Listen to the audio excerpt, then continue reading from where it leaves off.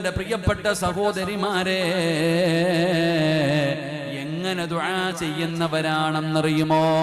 നമ്മുടെ ദുആ കണ്ടാൽ ഇബ്ലീസിന് പോലും ചിരി വരികയാണ്. നമ്മൾ ദുആ ചെയ്യുന്നത് കണ്ടാൽ ഇബ്ലീസിന് പോലും കോമഡി തോന്നുകയാണ്. നമ്മുടെ ദുആയല്ല, നമ്മൾ ഷോ കാണിക്കുന്നവരാണ്. യഥാർത്ഥത്തിൽ ദുആ എന്ന് പറഞ്ഞാൽ എന്തെന്നറിയുമോ? യഥാർത്ഥത്തിൽ ദുആ എന്ന് പറഞ്ഞാൽ എന്താണെന്നറിയുമോ? 40, 50, 60 വയസ്സുള്ള വാപ്പമാരിവിടെ ഇരിക്കുന്നല്ലോ. മുടിയൊക്കെ നരച്ചുപോയ പ്രായം ചെന്ന ഉമ്മ, നീ ജീവിതത്തിൽ ഒരിക്കലെങ്കിലും ആത്മാർത്ഥമായി ദുആ ചെയ്തിട്ടുണ്ടോ? എങ്ങനെയാണ് ദുആ ചെയ്യേണ്ടതെന്ന് നിനക്കറിയുമോ? എങ്ങനെയാണ് ദുആ ചെയ്യേണ്ടതെന്ന് നിനക്കറിയുമോ? നിനക്ക് ദുആ ചെയ്യാൻ പോലും അറിയില്ല, നമുക്ക് ദുആ ചെയ്യാൻ പോലും അറിയില്ല. അല്ലാഹു പറയുകയാണ്, വയദുഊനനാ റഗബൻ വറഹബാ. എങ്ങനെയാണ് ദുആ ചെയ്യേണ്ടതെന്ന് പോലും എനിക്കും അറിയത്തില്ല, നിങ്ങൾക്കും അറിയത്തില്ല. അല്ലാഹു പഠിക്കാൻ ഭാഗ്യം തരുമാറാകട്ടെ. അല്ലാഹു പഠിക്കാൻ ഭാഗ്യം തരുമാറാകട്ടെ. നമ്മുടെ വാപ്പായിക്ക് എന്തെങ്കിലും ഒരു പ്രയാസം വന്നാ വാപ്പ എവിടെ പോകും? നേരെ പള്ളിയിൽ പോയി 2 റക്അത്ത് നിസ്കരിച്ചിട്ട് അവിടെ ഇരുന്ന് ദുആ ചെയ്യും. വാപ്പാടെ പ്രശ്നം മാറും. അല്ലാഹു ഈമാൻ തരുമാറാകട്ടെ. ഇപ്പോഴോ കടത്തിനെ പോയിരിക്കും, അല്ലെങ്കിൽ കഞ്ചാവ് അടിക്കാൻ പോയി. ഇന്നത്തെ അവസ്ഥ ഏതാ?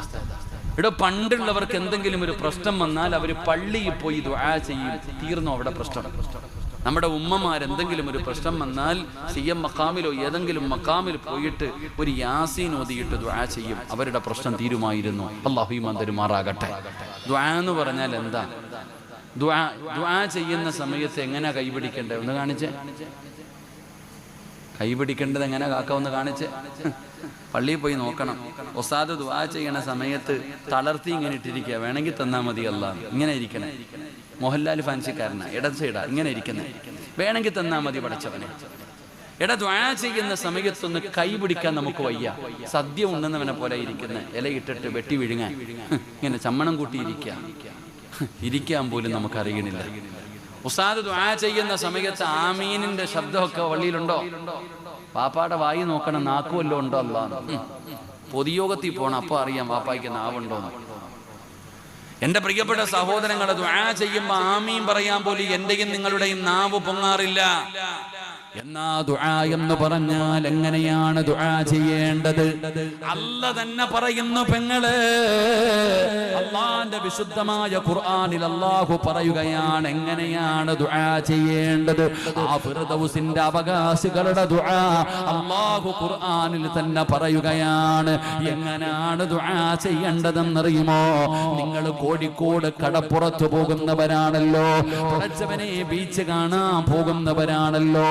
കടലിന്റെ തിരമാലകൾ നിങ്ങളുടെ അടുക്കലേക്ക് ഇങ്ങനെ വരുമ്പോ പേടിച്ചു ഓടുകയാണ്.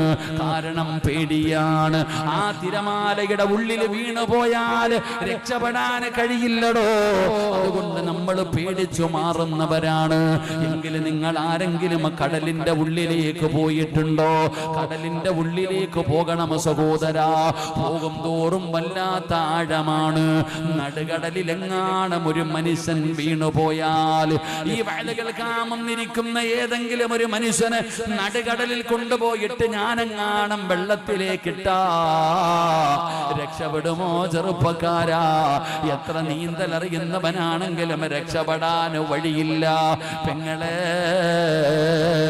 ആ കടലിൽ കിടക്കുന്ന ഏറ്റവും വലിയ മീനാണ് തിമംഗലം എന്ന് പറയുന്ന മീൻ. അത് കടലിലെ ഏറ്റവും വലിയ മത്സ്യമാണ്. അങ്ങനെ ഞാൻ കൊണ്ടുപോയി വലിച്ചെറിഞ്ഞ ചെറുപ്പക്കാരന് ആ മീനെങ്ങാണം വിഴുങ്ങിയ സുബ്ഹാനല്ലാഹ്, പറവങ്ങളെ രക്ഷപ്പെടുമോ? തിമംഗലമെന്ന് പറയുന്ന മീൻ ഒരു മനുഷ്യനെ വിഴുങ്ങിയിരിക്കുകയാണ്. എങ്ങനെയാണ് അവൻ രക്ഷപ്പെടുന്നത്? മീനിന്റെ വയറ്റിലാണ്, കടലിന്റെ അടിയിലാണ്. സാധാരണ മീനല്ല, ഏറ്റവും വലിയ തിമംഗലമാണ്. എന്നാ നിങ്ങൾ ഖുർആൻ നോക്ക്. അല്ലാഹുവിന്റെ പരിശുദ്ധമായ ഖുർആനിനകത്ത് അല്ലാഹു സുബ്ഹാനഹു വ തആല ഒരു പ്രവാചകന്റെ ചരിത്രം പറയുകയാണ്. മോനെ, KGF-ന്റെ കഥയല്ലടാ, എമ്പുരാന്റെ കഥ കഥയല്ലടാ ചെറുപ്പക്കാരാ. അല്ലാഹുവിന്റെ പരിശുദ്ധമായ ഖുർആനിൽ യൂനുസ് നബി അലൈഹിസ്സലാമിന്റെ ചരിത്രം പറയുകയാണ്. യൂനുസ് എന്ന് പറയുന്ന പ്രവാചകന് നടുകടലിലേക്ക് വലിച്ചെറിയുകയാണ്. യൂനുസ് നബി കടലിന്റെ വെള്ളത്തിന്റെ അകത്തിങ്ങനെ മുങ്ങുമ്പോ തിമംഗലമെന്ന് പറയുന്ന മീൻ വന്ന് വിഴുങ്ങുകയാണ്. യൂനുസ് നബി മീനിന്റെ വയറിനകത്ത് കിടക്കുകയാണ്. പറമോനെ, രക്ഷപ്പെടാൻ എന്തെങ്കിലും ഒരു വഴിയുണ്ടോ? പറ ചെറുപ്പക്കാരാ, പറ പെങ്ങള്. കടലിനടിയിൽ കിടക്കുന്ന തിമിംഗലത്തിന്റെ വയറിനകത്ത് കിടക്കുന്ന യൂനുസ് എന്ന് പറയുന്ന പ്രവാചകനെ രക്ഷപ്പെടുത്താൻ ആർക്കാ മക്കളെ കഴിയുക? ആ മീനിന്റെ വയറിനകത്ത് കിടക്കുമ്പോ യൂനുസ് എന്ന് പറയുന്ന പ്രവാചകൻ അറിയാം എന്റെ റബ്ബെന്നെ കൈവിടില്ലെന്ന്. ആരൊക്കെ കൈവിട്ടാലും എന്റെ റബ്ബെന്നെ കൈവിടില്ല എന്ന് യൂനുസ് നബിക്കറിയാ. ആ ഏതെല്ലാം വാതിലടഞ്ഞാലും ഒരു വാതിൽ റബ്ബ് തുറക്കുമെന്ന് യൂനുസിനറിയാ. ആ യൂനുസ് എന്ന് പറയുന്ന പ്രവാചകന് ആ മീനിന്റെ വയറിനകത്ത് കിടന്നിട്ട് അവിടെ നിന്ന് വിളിക്കുകയാ. വനാദാ ഫിൽലുമാത് അല്ലാ ഇലാഹ ഇല്ലാ അന്ത സുബ്ഹാനക ഇന്നി കുന്തു മിനൽ ളാലിമീൻ. എവിടെ കടന്നാ വിളിച്ചതെന്നറിയുമോ? കടലിന്റെ ഏറ്റവും അടിയിൽ കിടക്കുന്ന, കടലിലെ ഏറ്റവും വലിയ മത്സ്യമായ തിമിംഗലത്തിന്റെ വയറിനകത്ത് കിടക്കുമ്പോഴും യൂനുസ് വിളിക്കുന്നു. വനാദാ ഫിൽലുമാത് അല്ലാ ഇലാഹ ഇല്ലാ അന്ത സുബ്ഹാനക ഇന്നി കുന്തു മിനൽ ളാലിമീൻ. അല്ലാഹുവേ, അല്ലാഹുവേ, എന്നെ രക്ഷപ്പെടുത്തണേ അല്ലാ, എന്നെ സഹായിക്കണേ അല്ലാ. ഖുർആൻ തന്നെ പറയുകയാണ്, ലലബിസ ഫീ ബത്നിഹി ഇലാ യൗമി യുബഅസൂൻ. യൂനുസ് എങ്ങാണം അങ്ങനെ ദുആ ചെയ്തില്ലായിരുന്നെങ്കിൽ ഖിയാമത്ത് നാൾ വരെ ആ മീനിന്റെ വയറിനകത്ത് കടക്കേണ്ടി വരുമായിരുന്നു. ചെറുപ്പക്കാരാ, ആഴ്ചകൾ കഴിഞ്ഞപ്പോ ഒരു പോറൽ പോലും ഏൽക്കാതെ ആ യൂനുസ് നബിയെ ആ മീൻ തന്നെ കരയിലേക്ക് കൊണ്ടുവന്ന് ജീവനോടെ തിരിച്ചു തന്നു എന്ന് അല്ലാഹുവിന്റെ ഖുർആൻ പറയുമ്പോ, വാപ്പാ, ഇതിനാ ദുആ എന്ന് പറയുന്നത്. ഉമ്മമാരെ, നിന്റെയൊക്കെ ജീവിതത്തിൽ ഒരിക്കലെങ്കിലും ഇങ്ങനെ ദുആ ചെയ്തിട്ടുണ്ടോ? ഇങ്ങനെ ദുആ ചെയ്താ അല്ലാഹു വെറും കയ്യോടെ മടക്കൂല. ഇങ്ങനെ ദുആ ചെയ്താ എന്റെ റബ്ബെന്നെ കൈവിടില്ല എന്ന് പറയുന്ന വിശ്വാസമുണ്ടല്ലോ. വയദുഊനനാ റഗബൻ വറഹബാ. ഇങ്ങനെയാണ് ദുആ ചെയ്യേണ്ടത്.